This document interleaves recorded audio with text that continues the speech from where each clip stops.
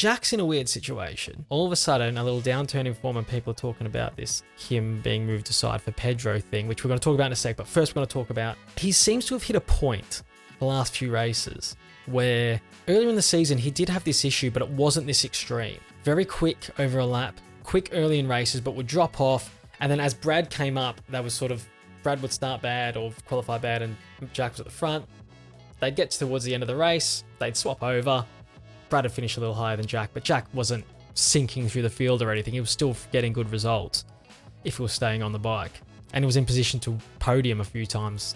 You know, so the pace was good race distance, generally. But he did have that slight drop-off that Brad seems to avoid.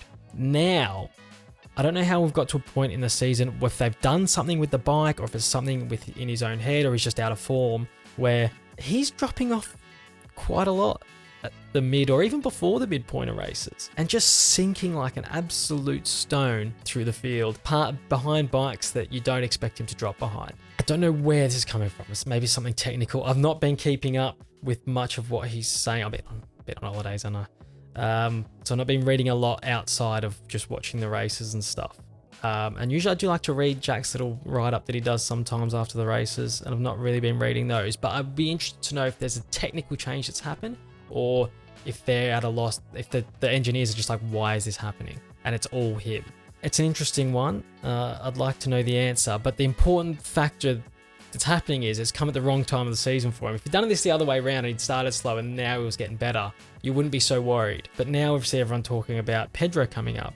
And for some reason, the chat is, I've seen it just yesterday, I think, people saying KTM are thinking about offering Jack an enormous wage to just take part as a wild card in certain races next year and not be the full-time rider so they can make room for Pedro. First of all, that makes absolutely no sense to me. If there were two bikes in the field, I'd be like, fine. Maybe that does make sense because they need to get Pedro in there. But they got 4 bikes. If you're going to ask someone to just, or increase their wage to just be a wild card next season, would it not be one of your 2 gas riders? And then maybe you're desperate to get Pedro into the factory team. Maybe you can shift Jack across. He wouldn't like it, but maybe you could do it. Rather than this. It doesn't make any sense to me.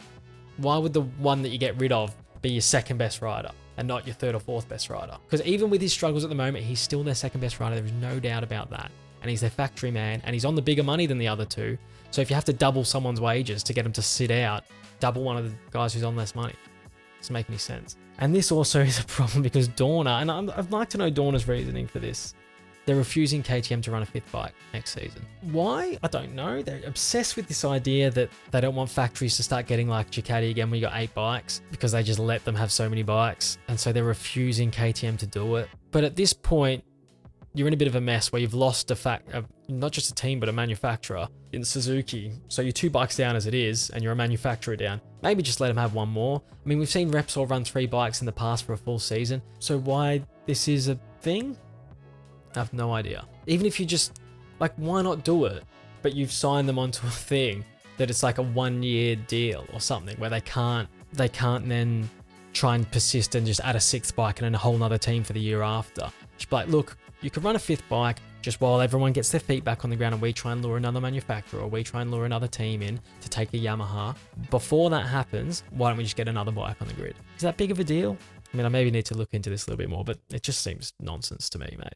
Now, if you enjoyed this video, there'll be a couple of other videos on the screen for you to click on, and we will see you after Misano. Hope it's a good event, and yeah, we'll see you on the next one.